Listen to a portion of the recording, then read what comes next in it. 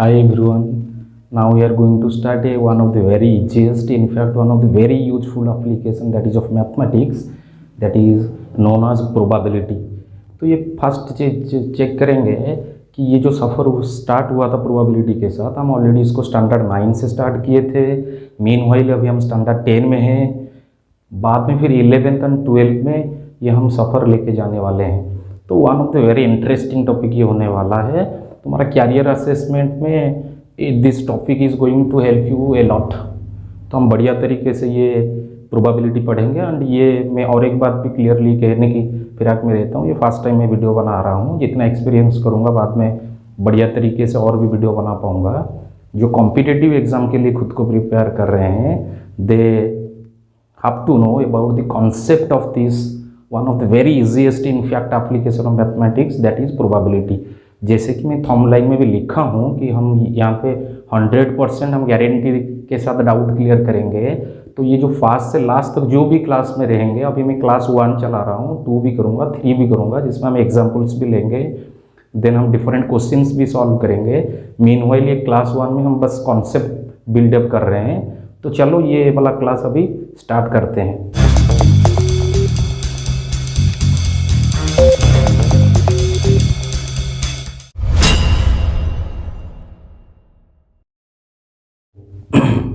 तो first of all ये हम चेक करेंगे how many types of probabilities are there.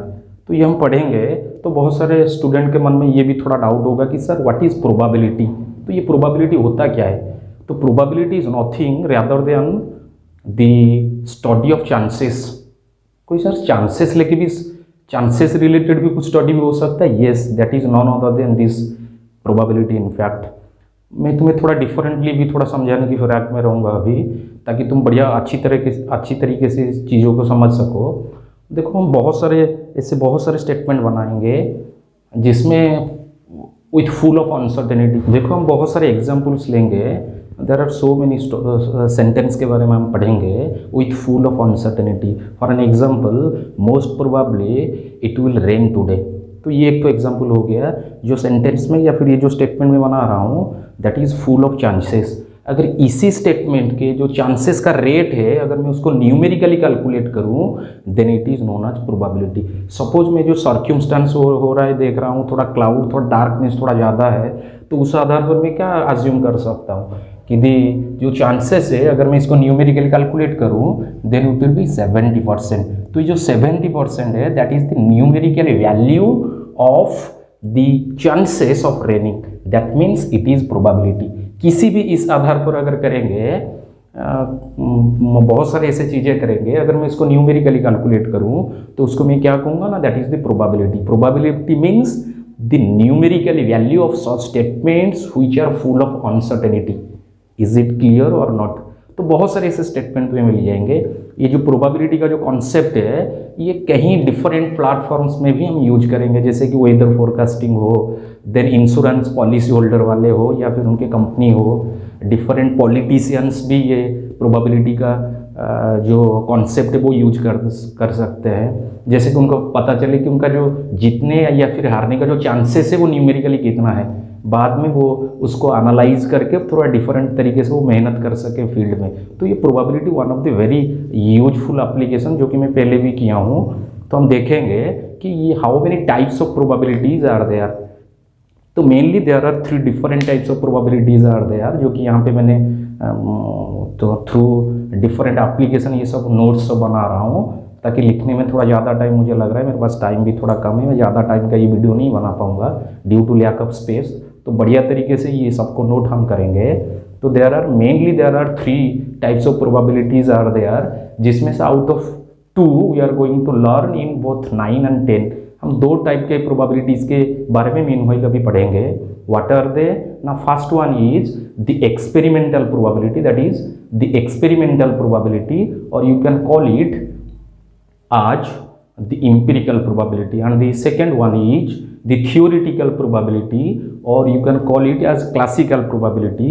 Then the third one is axiomatic probability, जिसके बारे में हम हायर स्टडीज में पढ़ेंगे। मीनवाइल हम ये फर्स्ट एंड सेकेंड ये दोनों टाइप के बारे में ही पढ़ेंगे, जो कि एक्सपेरिमेंटल एंड देन थियोरिटिकल।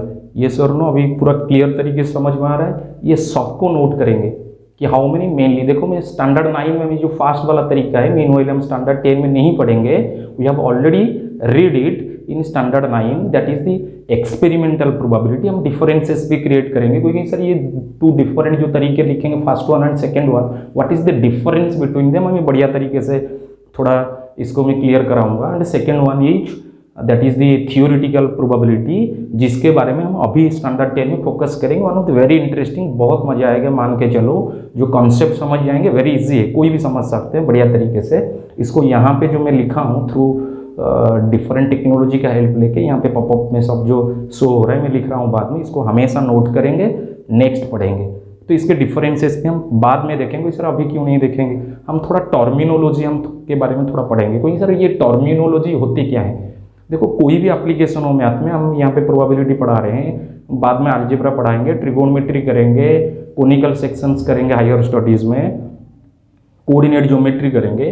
सब एप्लीकेशन का अपना अपना खुद का टर्म भी होते हैं। अगर हम उसी टर्म को पर्टिकुलरली उसके बारे में थोड़ा नॉलेज एक्वायर करेंगे तो पूरा एप्लीकेशन को समझना थोड़ा इजी हो जाता है। तो मीनवाइल हम क्या करेंगे ना, हम टर्मियोलॉजी ऑफ दिस प्रोबेबिलिटी के बारे में पढ़ेंगे। तो ये प्रोबेबिलिटी में हम कौन सी टर्म के साथ इंटरेक्ट करेंगे आगे चल के, तो यहाँ पे भी मैं लिख रहा हूँ, सब नोट भी करेंगे, क्या क्या बेसिक हम टर्म पढ़ेंगे।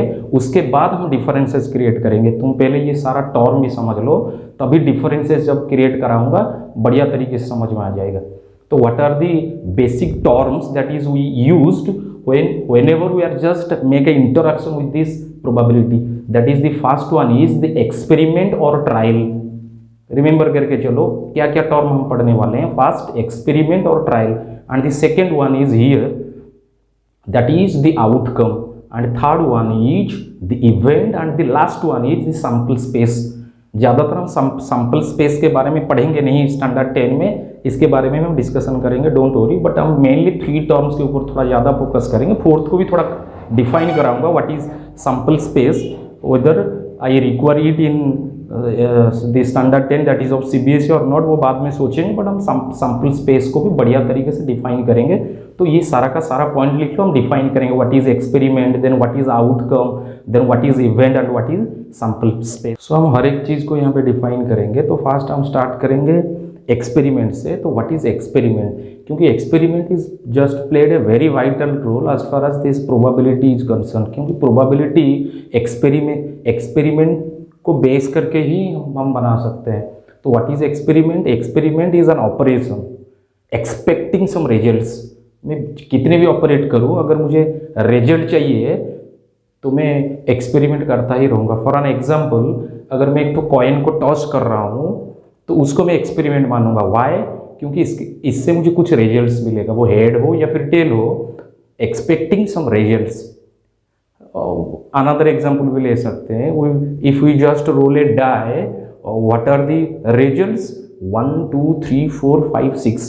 तो दीज आर द रिजल्ट्स। तो कोई भी ऑपरेशन होगा जो हम रिजल्ट्स प्रोवाइड करेंगे, उसी ऑपरेशन को हम एक्सपेरिमेंट कहेंगे। Again this experiment is also divided into 2 parts. क्या कैसे एक्सपेरिमेंट हो सकते हैं? बहुत सारे एक्सपेरिमेंट होंगे जिसको हम क्या कहेंगे, दैट इज रैंडम एक्सपेरिमेंट। इसको हम कहेंगे रैंडम एक्सपेरिमेंट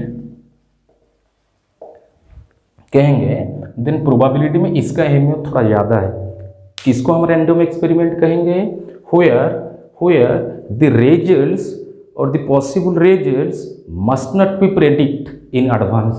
हम एडवांस में प्रेडिक्ट नहीं कर पाएंगे। अगर मैं एक तो डाइस को रोल कर रहा हूँ, can you predict what will be the exact results that out of that experiment? No, क्योंकि वो 1 भी हो सकता है, 2 भी हो सकता है, अप टू 6 भी हो सकता है। तो इस तरह के एक्सपेरिमेंट को हम रैंडम एक्सपेरिमेंट कहते हैं, where we never predict the results or the exact results in advance। Is it clear? बहुत सारे ऐसे साइंटिफिक वाला एक्सपेरिमेंट में मिल जाएंगे। For an example, if we just pour some oil on water, it just float. तो ये कौन से टाइप का एक्सपेरिमेंट होगा? यहाँ पे मैं पहले से पता हो चुका है कि अगर हम ये करेंगे, the oil is just float on water, yes और नो। तो इस तरह की प्रोबेबिलिटीज को हम क्या कहेंगे ना, प्री डिटरमाइंड प्रोबेबिलिटीज और ये एक्सपेरिमेंट। क्यों? क्योंकि हम उसको पहले से इन एडवांस हम कह सकते हैं what will be the result, yes और नो। तो इस तरह के जो एक्सपेरिमेंट होगा, इस तरह के एक्सपेरिमेंट के लिए प्रोबेबिलिटी में कोई जगह नहीं है। हम ये वाला एक्सपेरिमेंट को ज़्यादातर यूज कभी नहीं करेंगे, या फिर ये एक्सपेरिमेंट रिलेटेड कुछ चीज़ों का हम प्रोबेबिलिटी नहीं निकालेंगे जहाँ से मुझे पहले से रिजल्ट्स के बारे में पता है। तो किस चीज़ का प्रोबेबिलिटी निकालेंगे, तो हम ज़्यादातर हम ये रैंडम वाला एक्सपेरिमेंट ही लेंगे। सपोज एक तो बॉक्स के अंदर में ऐसे बहुत सारे पेपर्स इसमें डाला हूँ विच नंबर्ड फ्रॉम 1 to 50। तो मैं अभी बताऊंगा, let me know what is the probability the card और that the paper is chosen by you is numbered 50। तो क्या ये गारंटी के साथ कह सकते हैं? तो एडवांस में नहीं कह पाएंगे, इसमें पॉसिबिलिटीज होगा। हाँ, पॉसिबिलिटीज हम कह सकते हैं कि नहीं 1 से लेके 50 तक पॉसिबिलिटीज निकलेगा रिजल्ट्स का, but in advance to be exact हम रिजल्ट्स नहीं कह पाएंगे। तो सॉस टाइप ऑफ एक्सपेरिमेंट को हम रैंडम एक्सपेरिमेंट कहेंगे। देन ये जो रैंडम एक्सपेरिमेंट है प्रोबेबिलिटी में इसका अहमियत थोड़ा ज़्यादा है। हम प्री डिटरमाइंड वाला जो एक्सपेरिमेंट होगा उसको हम ज़्यादातर यूज नहीं करेंगे, क्योंकि इसके बारे में पहले से पता होता है। इज इट क्लियर और नॉट? तो देन हम देखेंगे, देन हम जो पॉइंट डिस्कशन करेंगे दैट इज आउटकम्स। कोई कहेंगे सर आउटकम्स क्या है, तो ये भी टर्मिनोलॉजी का एक तो पार्ट है। तो आउटकम क्या है ना, एक्सपेरिमेंट के अंदर जो भी सब रिजल्ट्स निकलेंगे all are outcomes. All the possible results under an random experiment, to be exact that is random experiment is known as outcomes। Suppose मैं एक तो रैंडम एक्सपेरिमेंट कर रहा हूँ बाय रोलिंग ए डाई, तो क्या क्या मुझे पॉसिबिलिटी निकलेगा, जो रिजल्ट्स का जो पॉसिबिलिटी निकलेगा दैट इज 1 2 3 4 5 and 6। तो ये सारे रिजल्ट्स को हम आउटकम्स कहेंगे। तो how many outcomes are there, 1 2 3 4 5 6। तो 6 पॉसिबिलिटी निकलेगा, जिसको हम टोटल नंबर ऑफ आउटकम्स भी कह सकते हैं। This is total number of outcomes, जिसको हम number of all possible outcomes भी कह सकते हैं, which is equals to 6। Is it clear? तो आउटकम्स को समझना बहुत ईजी है। हम थोड़ा ज़्यादा टाइम में कंज्यूम नहीं कर पा रहा हूँ, मुझे थोड़ा ज़्यादा कहने की आदत है, यहाँ पे टाइम का लिमिटेशंस भी है। हम बाद में भी थोड़ा डिस्कशन करेंगे। ये क्लास 1 चल रहा है, हम क्लास 2 भी करेंगे, देन क्लास 3 भी लेंगे। मैं इसे सोच रहा हूँ कि बाकी 2 सेक्शंस में हम ये पूरा कंप्लीट करेंगे। आज फंडामेंटल क्लास ले रहा हूँ। देन हम थर्ड पॉइंट डिस्कशन करेंगे इवेंट। तो इवेंट का रोल भी थोड़ा ज़्यादा है प्रोबेबिलिटी की सेक्शंस में। तो इवेंट क्या होते हैं ना, event is just a combination of outcomes और ए सिंगल आउटकम। हम सिंगल आउटकम भी ले सकते हैं। Outcome that event is a outcome और ग्रुप ऑफ आउटकम्स और combination of outcomes, that is an event. तो बहुत सारे स्टूडेंट को ये इवेंट वाला जो चीज़ें है इसको समझने में बहुत सारे दिक्कत होता है, मुझे पता भी है। मैं बहुत सारे स्टूडेंट को फोकस किया हूँ या फिर उनको देखता हूँ कि जब ये प्रोबेबिलिटी रिलेटेड कुछ चीज़ें करते हैं। प्रोबेबिलिटी तो बहुत ईजी हम कैलकुलेट करेंगे, जो फार्मूला हम पढ़ेंगे, हम फंडामेंटली चीज़ें अभी यहाँ पे डिस्कशन कर रहे हैं, तो बहुत सारी चीज़ें वो करेंगे। लेकिन if they are asked define what is event, they sometimes fail to define what is event. तो इवेंट क्या है, वो आउटकम है या फिर ग्रुप ऑफ आउटकम हो सकते हैं, या फिर सारे के सारे आउटकम्स भी हो सकते हैं, उसको हम इवेंट कहेंगे। तो बहुत सारे स्टूडेंट ये पता करने के फिराक में रहो, हम जिस चीज़ का प्रोबेबिलिटी निकालेंगे दैट इज एन इवेंट। क्योंकि हम प्रोबेबिलिटी निकालते किसके हैं ना, इवेंट के ही निकालते हैं। अगर तुम्हें क्वेश्चन पूछा गया है कि tell me what is the probability when rolling a, what is the probability of getting even number when rolling a die, तो यहाँ पे क्या तुम्हें क्वेश्चन पूछा गया है कि नहीं इवेंट नंबर निकालने के लिए क्या प्रोबेबिलिटी है, तो तुम्हारे लिए इवेंट क्या होने चाहिए ना, इवेंट नंबर। तो event number is the event for you. तो क्या क्या आउटकम्स रहेंगे ना, 2 4 and 6। इसीलिए कहता था कि नहीं हम एक आउटकम भी ले सकते हैं या फिर ज़्यादा आउटकम लेके इवेंट बना सकते हैं। समझ में आ रहा है? अच्छा देखो, कोई कि सर एक ही तो आउटकम कैसे होगा, मैं ऐसे कह रहा हूँ what is the probability of getting a number which is both prime and even when rolling a die. तो प्राइम एंड इवन ऐसा तो एक ही तो नंबर है, तो prime, both prime and even ऐसा तो एक ही तो नंबर है, दैट इज 2। तो यहाँ पे जो इवेंट मैं बना रहा हूँ यहाँ पे एक ही तो आउटकम है, तो उसके आधार पर देखो नंबर ऑफ आउटकम्स के हिसाब से भी हम इवेंट को कैटेगोराइज कर सकते हैं। कैसे ना, देखो यहाँ पे एक तो मैं इवेंट बना रहा हूँ which is prime and even number के लिए मैं इवेंट बना रहा हूँ। How many outcomes are there, there is only a single outcome. तो इस तरह के जो इवेंट रहेंगे इसको हम एलिमेंटरी इवेंट कहेंगे, इसको हम कहेंगे एलिमेंटरी इवेंट। समझ में आ रहा है? देखो यहाँ पे क्या हो गया ना, एक से थोड़ा ज़्यादा नंबर ऑफ आउटकम्स है in this event, that is for event number, इसको हम कंपाउंड इवेंट कहेंगे। Is it clear? हम प्रोबेबिलिटी के थ्रू भी कैटेगोराइज कर सकते हैं इवेंट को, हम देखेंगे जब हम फार्मूला पूरा प्रोबेबिलिटी का पढ़ेंगे, इवेंट को हम कैटेगोराइज अगेन करेंगे। ये कंप्लीट नहीं हुआ है अभी, मैं नंबर ऑफ आउटकम्स के आधार पर हम कैटेगोराइज किया हूँ। The event having only one outcome that is elemental event and the event having more than one outcome that is compound event. तो बढ़िया तरीके से पता करेंगे। तो लास्ट वाला चीज़ हम थोड़ा देखेंगे, दैट इज सैम्पल स्पेस। ज़्यादातर हम स्टैंडर्ड 10 स्पेशली हम सीबीएसई में ये थोड़ा सैम्पल स्पेस के ऊपर डिपेंडेंट नहीं है। हम थोड़ा स्टेट बोर्ड एग्जाम में जो स्टैंडर्ड 10 के हैं उड़िया मीडियम हो किसी स्टेट बोर्ड में हम सैम्पल स्पेस का यूज करेंगे, फिर भी थोड़ा करा देता हूँ। ज़्यादातर ये वाला कॉन्सेप्ट यूज नहीं करेंगे। तो क्योंकि सर सैम्पल स्पेस क्या है, मैं यहाँ पे थोड़ा लिखा हूँ, थोड़ा ज़्यादा टाइम भी लिया हूँ। दोस्त सैम्पल स्पेस क्या होता है ना, किसी भी एक्सपेरिमेंट के अंदर मैं जब भी एक्सपेरिमेंट कह रहा हूँ, make sure by default that I am just telling about that random experiment, क्योंकि ये जो प्री डिटरमाइंड वाला जो एक्सपेरिमेंट है इनके लिए प्रोबेबिलिटी में इनके लिए कोई जगह नहीं है, ये मान के चलो। तो मैं रैंडम एक्सपेरिमेंट के बारे में कह रहा हूँ। तो इतने इसमें जितने भी सब पॉसिबिलिटी आउटकम निकलेंगे, when it is just expressed in form of A set, that is the sample space. देखो सेट के बारे में ज़्यादातर सीबीएसई स्टूडेंट पता नहीं है, बस कर्ली ब्रैकेट में लिखना है, इसको नाम दे देते हैं ए, तो इसको हम कहेंगे sample space. Is it clear और नॉट? ये बढ़िया तरीके से हम समझ चुके हैं all this terminology. That means now we are very much eligible to learn about the probabilities and how to operate with different situation with this probability। तो हम बढ़िया तरीके से अभी एलिजिबल हो चुके हैं, क्योंकि हम हर एक टर्म को, ये जो टर्मियोलॉजी का जो सेक्शन है, हम क्लियरली इसको कंप्लीट कर चुके हैं। Now we are eligible to define और create the differences between both the type of probabilities that we have discussed just later. Mainly there are 2 different type of probability. हम third वाला भी किए थे, बट हम स्टैंडर्ड 10 में first and second दोनों probability के बारे में पढ़ेंगे। इसको मैं थोड़ा इरेज करूंगा, हम सेक्शन वाइज थोड़ा सा करेंगे, नोट भी सब। Terminology section, now we are very much eligible to create the differences between the both the type of probabilities, that is the experimental probability and the theoretical probability। हम फिलहाल axiomatic जो probability है इसको हम अभी तक डिनाई करेंगे, क्योंकि हम स्टैंडर्ड 10 में मीनवाइल हम ये दोनों टाइप के probability में ज़्यादा पढ़ेंगे। तो यहाँ पे मैं थोड़ा डिफरेंसेस क्रिएट करने के लिए थोड़ा सेपरेशन बना देता हूँ। तो यहाँ पे जो बॉक्स होगा, जो भी अपीयर होगा, हम सब नोट करेंगे। तो देखेंगे meanwhile what is the difference in between both of the probabilities. First हम देखेंगे, फर्स्ट ऑफ ऑल ये सब नोट भी करेंगे। फर्स्ट ऑफ ऑल हम देखेंगे the experimental probability. What is experimental probability? The probability that based on the physical experiment. कोई कहेंगे सर ये फिजिकल एक्सपेरिमेंट होते क्या है? मतलब हम फिजिकल उसको एक्सपेरिमेंट करेंगे।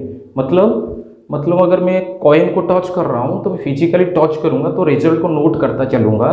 यहाँ पे ज़्यादा नंबर ऑफ ट्रायल की ज़रूरत होगा to find out the probability. बहुत सारे ट्रायल होगा इसमें, एंड ये यहाँ पे हम प्रोबेबिलिटी निकालेंगे, that is the number of trial in which your event occurred divided by total number of trial. For an example, when tossing a coin for 50 times, तो ये जो नंबर ऑफ ट्रायल हो गया 50 टाइम्स हो गया, total number of trial हो गया 50, where suppose I get head for 30 times and tail for 20 times. That means whenever we are asked to find out the probability of getting head, that is the number of trial in which your event occurred। तो कितने बार तुम्हारा event occur हुआ ये trial के दौरान, that is 30 out of the total number of trial which is 50। अगर हम उसको लोएस्ट करेंगे then it will be 3/5। Is it clear और नॉट? देखो ये जो प्रोबेबिलिटी ऑफ हेड लिखा हूँ, मैं प्रोबेबिलिटी ऑफ ई भी लिख सकता हूँ। Here E stands for the event. इसको ऐसे पढ़ेंगे, the probability of an event. कभी कभी ये इवेंट को बहुत सारे लोग ऐसे मेंशन भी कर देते हैं, जैसे कि प्रोबेबिलिटी ऑफ हेड, और बहुत सारे लोग ऐसे भी लिख देते हैं probability of getting head. Is it clear और नॉट? तो ये मतलब सेम ही है, तुम कैसे भी लिखो, कैसे डिनोट कर रहे हो। अगर मैं इवेंट को ई में डिनोट कर रहा हूँ दैट गेटिंग हेड, तो मैं इसको प्रोबेबिलिटी ऑफ ई भी लिख सकता हूँ सिंपली। Is it clear? तो probability of getting tail that is 20 out of 50, तो इसको लोएस्ट करने के बाद 2/5। तो ये फिजिकल एक्सपेरिमेंट के ऊपर बेस्ड है, ये जितने भी हम करेंगे ये सब फिजिकल एक्सपेरिमेंट के ऊपर बेस्ड है। At same time whenever we just deal with the theoretical probability, it is based on the spiritual experiment to be exact। ये मैं खुद का वर्ड भी यूज कर रहा हूँ, जहाँ पे हम फिजिकल एक्सपेरिमेंट करने की जरूरत नहीं, हम स्पिरिचुअल एक्सपेरिमेंट करेंगे। कैसे? कोई सर अगर मैं कॉइन को एक तो टॉस कर रहा हूँ तो मुझे फिजिकली टॉस करने की जरूरत नहीं है, मुझे पता है by following the spiritual experiment मुझे पता होना चाहिए कि what will be the possible outcomes that may be head और may be tail. Is it clear और नॉट? तो अगर मैं यहाँ पे नंबर ऑफ आउटकम बताऊँ तो वेदर इट इज हेड और टेल, तो दो ही तो पॉसिबिलिटी निकलेंगे फॉलोइंग दैट स्पिरिचुअल एक्सपेरिमेंट, जिसको मैं ऐसे भी सेकेंड पॉइंट में भी लिखा हूँ that the experiment that is based on the certain assumption. Assumption मतलब ये जो एक्सपेरिमेंट होगा ये किसी के सोच के साथ जुड़ा हुआ है। मैं ऐसे सोच रहा हूँ कि अगर मैं कॉइन को टच भी करूँ तो मेरे पास दो ही तो सिर्फ आउटकम निकलेंगे, ये हेड होगा या फिर टेल होगा। इसके लिए मुझे फिजिकल एक्सपेरिमेंट करने की जरूरत नहीं है। एट द सेम टाइम अगर मैं एक तो डाई को रोल भी कर रहा हूँ तो what are the possible outcomes are there, तो 1 2 3 4 5 एंड 6। तो मुझे फिजिकल एक्सपेरिमेंट करने की जरूरत नहीं है, मैं खुद भी सोच के बता सकता हूँ कि these are the possible outcomes, yes और नो। तो इस अप्रोच में अगर हम प्रोबेबिलिटी निकालेंगे, जिसको हम प्रोबेबिलिटी निकालने के लिए फॉर्मूला के तौर पर भी बहुत सारे स्टूडेंट भी देख सकते हैं, तो इस तरह की जो प्रोबेबिलिटी निकालेंगे इसके लिए क्या फॉर्मूला होने चाहिए? The number of favourable outcomes divided by the number of all possible outcome. Suppose मैं ये सेकेंड केस कर रहा हूँ जहाँ पे ये वाला एक्सपेरिमेंट कर रहा हूँ। So let me find out the probability of getting even number, जो कि हम पहले भी किए थे, यहाँ पे भी और एक बार कर देता हूँ। हम फॉर्मूला के साथ भी चलेंगे। तो what are the favourable outcomes? देखो यहाँ पे 2 होगा या फिर 4 होगा या फिर 6 होगा। These are the outcomes that favours me. तो how many such outcomes are there that favours me? That is 3 divided by the number of all possible outcomes which is 6, जिसको हम लोएस्ट करके 1/2 भी लिख सकते हैं। इज इट क्लियर और not? हम डिफरेंट भी बना सकते हैं। ऐसे कोई कहेंगे sir find out the probability of getting a number that is more than 4। तो मोर देन 4 मतलब ये 5 या 6, तो दोनों ऐसे आउटकम करेंगे। तो यहाँ पे प्रोबेबिलिटी ऑफ ई भी लिख देता हूँ, यहाँ पे डिफाइन करने के लिए मोर देन 4 भी तुम मेंशन कर सकते हो या फिर डिनोट भी कर सकते हो, दैट इज प्रोबेबिलिटी ऑफ ई। तो ऐसे कितने आउटकम्स तुम्हें फेवर कर रहे हैं? 5 and 6, that is 2 out of 6। तो ऐसे लोएस्ट भी कर सकते हैं 1/3। इज इट क्लियर और नॉट? तो ये बढ़िया तरीके से, ये इसमें कोई ऐसे टफनेस ऐसे नहीं है या फिर थोड़ा कन्फ्यूजन क्रिएट करने वाली ये चीज़ें नहीं है। क्लियर एंड कट तरीके से हम हर एक कोई इसको बढ़िया अच्छी तरह से समझ सकते हैं। इज इट क्लियर और नॉट? तो देखो हम यहाँ पे क्या करेंगे ना, कैटेगराइज करेंगे that is of different events are there. जैसे कि यहाँ पे अपीयर हो रहे हैं तो हम इसको कैटेगराइज करेंगे, इसको नोट भी बनाएंगे, हम सेपरेटली यहाँ पे डिफाइन भी करेंगे व्हाट आर द डिफरेंसेस और the classification of events standard 10 के पॉइंट ऑफ व्यू से।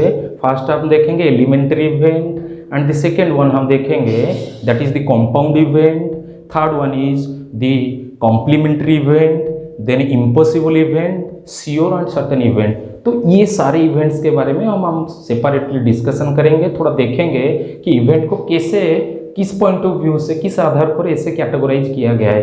तो फर्स्ट ऑफ ऑल हम डिस्कशन करेंगे that is the elementary event, that is the event having only one outcome, that is elementary event. कोई भी event के अंदर हम डेफिनेशन भी लिखते चलेंगे, कोई भी इवेंट के अंदर अगर एक ही तो आउटकम है that means that is the elementary event. बहुत सारे एलिमेंटरी इवेंट बन सकते हैं। सपोज देखो मैं एक तो एग्जांपल ले रहा हूँ एलिमेंटरी केस के लिए। तो एलिमेंटरी केस के लिए हम एग्जांपल लेंगे, सपोज सेम एग्जांपल लूँगा मैं। अभी एक तो डाई को रोल कर रहा हूँ, what are the possible outcomes are there? तो इतने सारे पॉसिबल आउटकम्स निकलेंगे। तो number of all possible outcomes is 6। तो इसके अंदर कितने ऐसे इवेंट हम बना सकते हैं which are known as the elementary event? कोई क्लियरली कह सकते हैं जितने टोटल नंबर ऑफ आउटकम है, अगर इंडिविजुअली देखेंगे तो maximum 6 elementary events are there. तो हम हर एक इवेंट का अगर प्रोबेबिलिटी निकालेंगे कि सर प्रोबेबिलिटी ऑफ गेटिंग 1 तो कितना होगा ना 1/6, probability of getting 2 that is also 1/6। बहुत सारे स्टूडेंट यहाँ पे कंफ्यूज हो जाएंगे क्योंकि सर यहाँ पे 2 लिखे लेकिन यहाँ पे 1 क्यों लिए, मैं यहाँ पे इवेंट को इंडिकेट कर रहा हूँ दैट अकर्स वंस। यहाँ पे मैं क्या ले रहा हूँ the number of favourable outcomes, तो 2 तो एक ही बार अकर हो सकता है ना, that is the number of favourable outcomes which is 1/6। तो सबका प्रोबेबिलिटी भी निकालेंगे, each one will be 1/6। That means अगर हम इन हालात में क्या करेंगे ना, जितने भी एलिमेंट्री इवेंट बन रहे हैं अप टू 6, जितने भी एलिमेंट्री इवेंट बन रहे हैं अगर मैं सबका प्रोबेबिलिटी का सम निकालूं दैट विल बी 1। तो ये वाला फॉर्मूला भी हम देख सकते हैं, the sum of the probabilities of all the elementary event under an experiment is equals to 1. That means probability of getting 1 plus probability of getting 2 plus probability of getting 3 up to probability of getting 6 is equals to 1/6 plus 1/6 plus 1/6, ऐसे करते करते 1/6 तक चलेंगे, sorry it is 1/6, तो finally मुझे 6/6 मिल जाएगा which is equals to 1. That means the sum of the elementary event, in fact the probabilities that is of the sum of any possible elementary event is always equals to 1. जितने भी elementary event बनेंगे सबका probability का सम निकालेंगे that will be 1. तो ये formula के तौर पर भी हम देखेंगे। यहाँ पे भी मैं और एक बात भी करूँगा, ये जो थियोरेटिकल अप्रोच है फॉर गेटिंग प्रोबेबिलिटी, इसमें जितने भी एलिमेंट्री इवेंट बनेंगे सब का पॉसिबिलिटी सेम होगा, इसीलिए हम कहेंगे कि each of the outcome in this approach that is theoretical approach is equal likely to happen. कोई सर 1 के लिए कितने चांसेस होगा 1/6, 2 के लिए कितने चांसेस होगा 1/6, 3 के लिए कितने चांसेस होगा 1/6। That means each of the outcome here in this approach are equal likely to happen, क्योंकि सबका प्रोबेबिलिटी सेम ही होगा। एंड जितने भी एलिमेंट्री इवेंट बनेंगे सबका प्रोबेबिलिटी निकालो, सेपरेटली ऐड कर दो, that will be 1। That is all about the elementary event. Then next हम देखेंगे that is the compound event. यहाँ पे कंपाउंड इवेंट के लिए ज़्यादा मैं नहीं लिख रहा हूँ क्योंकि हम कंपाउंड इवेंट पे ऑलरेडी डिस्कशन कर चुके हैं।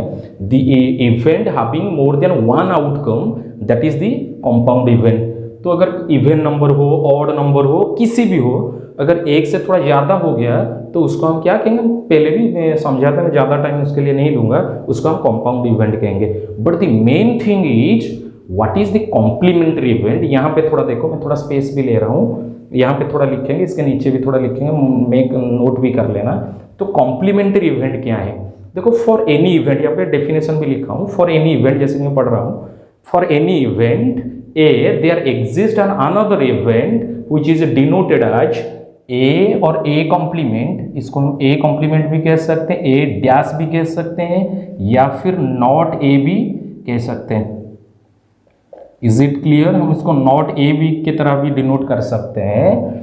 दैट एसोसिएट और that contains the rest of the elements और the remaining elements in the out of the whole outcomes, that is known as the complementary event. For an example उसी को लेंगे, देखो यहाँ पे 1 2 3 4 5 6 हो रहा है। अगर मैं एनी इवेंट में ए को स्टोर कर रहा हूँ, आज 1 और 2 ले रहा हूँ, तो अगर मैं ए कॉम्प्लीमेंट या फिर ए डैश में रेस्ट और द रिमेनिंग एलिमेंट को इंक्लूड कर रहा हूँ, दैट इज 3 4 5 एंड 6, तो ये दोनों आपस में कॉम्प्लीमेंट्री इवेंट कहलाएंगे।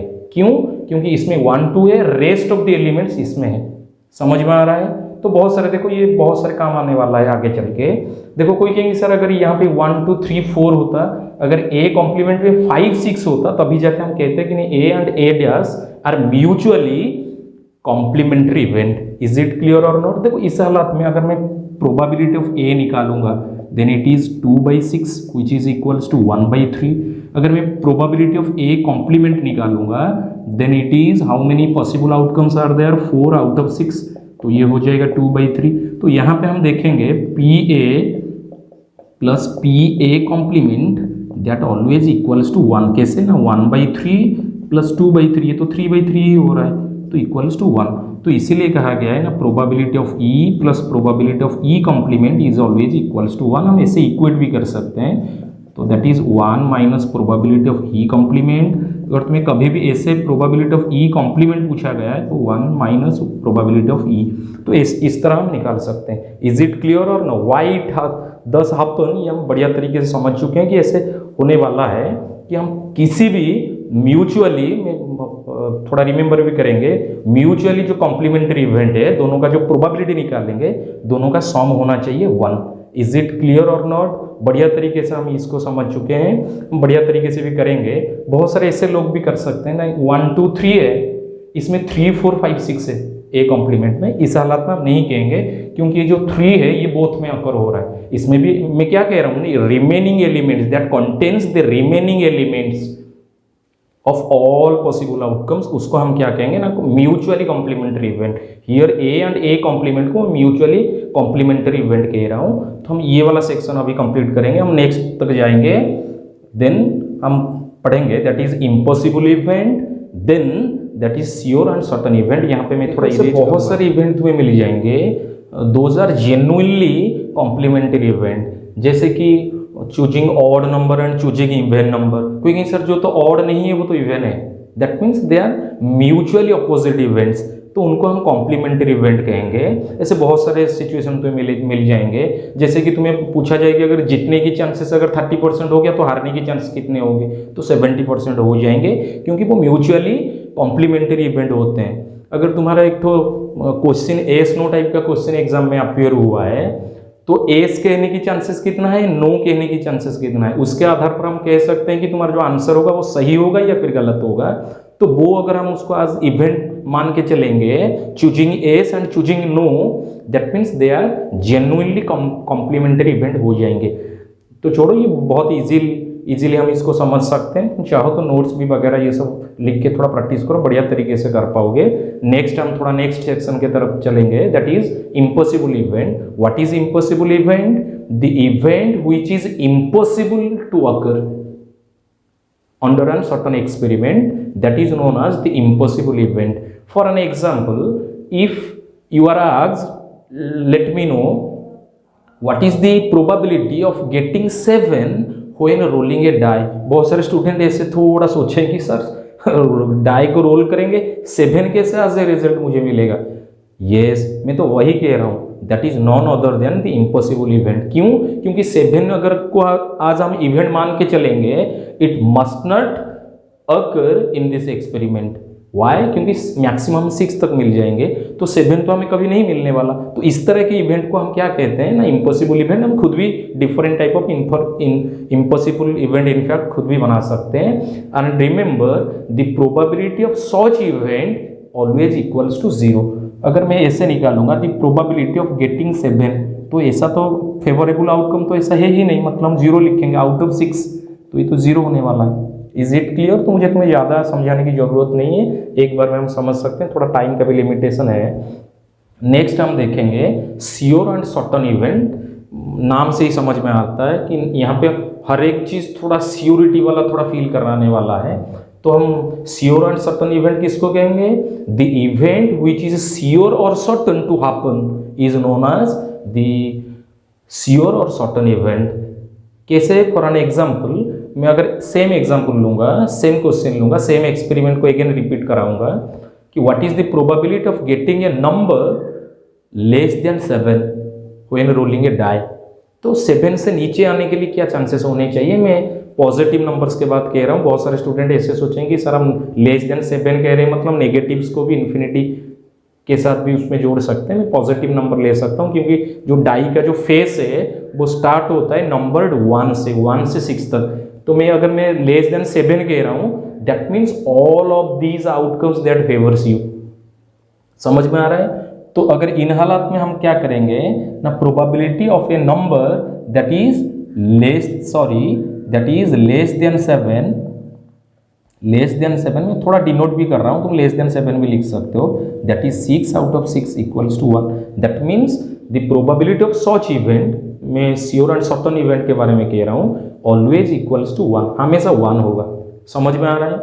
तो इम्पॉसिबल जो इवेंट हो रहा है उसका प्रोबेबिलिटी होगा 0, जो श्योर एंड सर्टेन इवेंट हो गया उसका प्रोबेबिलिटी हो जाएगा 1। तो मतलब हम यहाँ से एक चीज पता करेंगे, ये जो प्रोबेबिलिटी है that is probability of any event, मैं यहाँ पे डिनोट कर रहा हूँ आज PE, इसका जो रेंज होगा वो 0 एंड 1 के बीच होगा, and both exclusive sorry both inclusive हम करेंगे कि हम 0 एंड 1 को भी ले सकते हैं। क्यों? क्योंकि प्रोबेबिलिटी 0 भी तो हो सकता है, प्रोबेबिलिटी 1 भी तो हो सकता है। तो ये जो प्रोबेबिलिटी का जो स्केल है, हम रेंज एंड डोमेन जो पढ़ेंगे स्टैंडर्ड 11 में फंक्शंस में, तो इसमें हम प्रोबेबिलिटी का रेंज भी निकालेंगे। तो ये 0 एंड 1 के बीच में रह रहा है, बोथ आर इंक्लूसिव, मतलब 0 एंड 1 को भी ले सकते हैं। इज इट क्लियर और नॉट? कोई कहेंगे सर अगर 1 से थोड़ा ज़्यादा हो गया तो कभी भी नहीं, कभी भी किसी भी प्रोबेबिलिटी का रेंज 1 से ज़्यादा नहीं हो पाएगा। क्यों? क्योंकि 1 हो गया तो मैं श्योर हो गया ना, 0 भी हो सकता है, 0 हो गया मतलब मैं इम्पॉसिबल हो गया, मतलब वो होगा ही नहीं, उससे नीचे जाने की जरूरत नहीं है तुम्हें। इज इट क्लियर और नॉट? तो ये रेंज हो जाएगा प्रोबेबिलिटी के अंदर। तुम्हें ऐसे भी एग्जाम में पूछे जाएंगे, देखो which will be the probability of any event, तुम्हें ऑप्शंस मिलेगा कि दैट इज 0.3, यहाँ पे मिल गया -3, यहाँ पे मिल गया 7 divided by 9। Is it clear और नॉट? यहाँ पे मिल गया तुम्हें 5। तो पूछा जाएगा इनमें से कौन सा ऐसे वैल्यू है यहाँ पे जो कि कोई भी इवेंट का प्रोबेबिलिटी हो सकते हैं। देखो मैं यहाँ से 5 को डिनाई कर रहा हूँ क्योंकि 5 तो नहीं होगा, ये तो नहीं हो पाएगा, ये नेगेटिव भी नहीं हो पाएगा। क्यों? क्योंकि 0 से हम नीचे तक नहीं जा पाएंगे, क्योंकि प्रोबेबिलिटी भी 0 नीचे नहीं होगा कभी। ये हो जाएगा क्योंकि ये वहाँ 0 एंड 1 के बीच में रह रहा है। ये भी हो सकता है as it is a proper fraction which always line between 0 and 1। तो ये दोनों ऑप्शन तुम्हें सूट कर जाएंगे। देखो अगर मैं यहाँ पे 9/7 अगर लिखता तो इसको भी मैं इस तरह से डिनाई कर देता। Why? It is an improper fraction which is always greater than 1। तो इसको हम डिनाई करेंगे क्योंकि 1 से ज़्यादा नहीं जा पाएंगे। अगर परसेंटेज के हिसाब करूँ तो ये अगर मैं 70% यहाँ पे होता तो ये भी लेते, क्योंकि 70% is that is 70 out of 100 is very much proper fraction. तुम डेसिमल भी कर सकते हो, that lie in between 0 and 1। तो ये रिलेटेड क्वेश्चन तुम्हें पूछे जाएंगे। देखो हम ये क्लास 1 आज कंप्लीट करने वाले हैं, ऑलमोस्ट हम कंप्लीट कर चुके हैं। क्लास 2 में हम क्या करेंगे ना, प्रोबेबिलिटी का स्केल भी दिखाएंगे। प्रोबेबिलिटी का स्केल लिखा लेंगे, डिफरेंट एग्जांपल्स लेंगे। देखो डिफरेंट रिलेटेड, यहाँ पे जितने भी मैं एग्जांपल्स लिया हूँ वो इधर it is tossing a coin और रोलिंग ए डाई, ये 2 ही एग्जाम्पल लिए हैं। और भी डिफरेंट सेक्शन और डिफरेंट टाइप ऑफ एक्सपेरिमेंट के बारे में हम इंटरेक्ट करेंगे इन क्लास 2। इसीलिए नहीं करा रहा हूँ क्योंकि मैं वो वाला जो एक्सपेरिमेंट होगा हम उसको क्रिस्टल क्लियर तरीके से पूरा वेरीफाई करेंगे। क्या होगा, हम प्लेइंग कार्ड्स रिलेटेड भी थोड़ा एक्सपेरिमेंट करेंगे, उसमें भी डिफरेंट टाइप का इवेंट भी निकालेंगे, उनका प्रोबेबिलिटी भी निकालेंगे। देन हम ये ट्रायल को एक्सटेंड करेंगे कि एक बार होने से क्या क्या हो रहा है, अगर हम 2 करेंगे या फिर एक साथ साइमल्टेनियसली अगर हम एक्सपेरिमेंट को रिपीट करेंगे तो क्या क्या होगा, नेक्स्ट क्लास में डिस्कशन करेंगे, जहाँ पे हम प्रोबेबिलिटी का स्केल भी पढ़ेंगे। देन हम क्लास 3 में अगर पॉसिबल हुआ तो क्लास 3 में हम डिफरेंट क्वेश्चंस भी सॉल्व करेंगे, लेवल 1 से लेकर लेवल 3 तक। आज जैसे कि मैंने बोला था कि नहीं, यहाँ पे हर एक चीज़ हम क्लियर करेंगे, 100% डाउट क्लियर होगा, हर एक चीज़ हम क्रिस्टल क्लियर तरीके से करेंगे। देखो जो भी डाउट हो रहा है, मैं फर्स्ट टाइम आज वीडियो बना रहा हूँ, थोड़ा अगर साउंड रिलेटेड प्रॉब्लम होगा या फिर वर्ड रिलेटेड या फिर कोई लैंग्वेज रिलेटेड कहीं पे भी प्रॉब्लम होगा, हम थोड़ा यहाँ पे कमेंट बॉक्स में भी यहाँ पे डालेंगे कि नहीं सर ये थोड़ा दिक्कत हो रहा है। देन ये जो अपडेट होगा, हर एक अपडेट किसी के पास भी होगा, इसके लिए हम चैनल को हमेशा लाइक सब्सक्राइब भी करेंगे, या फिर चाहो तो तुम शेयर भी कर सकते हो, लेकिन कमेंट मस्ट करेंगे ताकि हम पता चले कि तुम्हें और क्या चाहिए सब। देखो मैं बहुत सारी चीज़ें यहाँ पे स्किप कर रहा हूँ, मुझे ज़्यादा कहने की ज़रूरत है, नहीं कह पा रहा हूँ, टाइम का लिमिटेशन है, पता नहीं अभी क्या होगा, एडिट करने के बाद मुझे पता चलेगा। लेकिन मीनवाइल हम यहाँ से कंप्लीट कर रहे हैं, नेक्स्ट क्लास यहाँ से बस रिज्यूम करेंगे, छोड़ेंगे नहीं, यहाँ से पूरा प्रोबेबिलिटी का स्केल रिलेटेड करके हम डिफरेंट अप्रोच करेंगे, बढ़िया तरीके से करेंगे। मैं गारंटी के साथ कह सकता हूँ यहाँ पे जो भी करेंगे हर एक चीज़ होगा क्रिस्टल क्लियर। कभी कभी बीच में मुझे समझ में आ रहा है थोड़ा इधर उधर हो रहा है, तो इसको हम रेक्टिफाई भी करते रहेंगे। हम कमेंट बॉक्स सेक्शंस में हमेशा कोई भी दिक्कत होगा, कोई भी प्रॉब्लम अराइज हो रहा है, हमेशा शेयर करते चलेंगे। तो सबको बाय बाय कहूँगा, आज के लिए इतना ही, बाय बाय।